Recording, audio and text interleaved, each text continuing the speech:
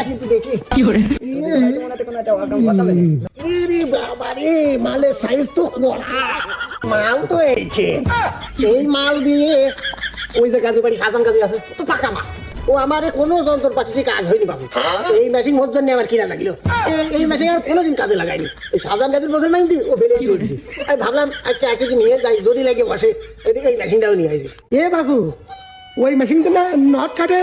ও নড়ো নাকি ও সাজান কাজেরটা নড়ের চাইও আদম আমার এই দিক চার দিয়ে পাল্টাতে হইলে ওর মুসলমানি দিতে যাই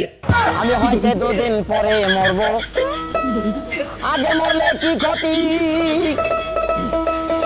যন্ত্রপাতি তো মেলা দেখালে তাহলে আসল কাজটা করো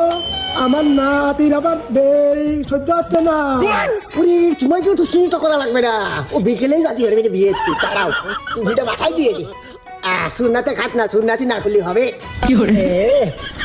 দেখি মালের সাইজটা কিন্তু দেখি কি করে মনে কোনো একটা ওয়াকাম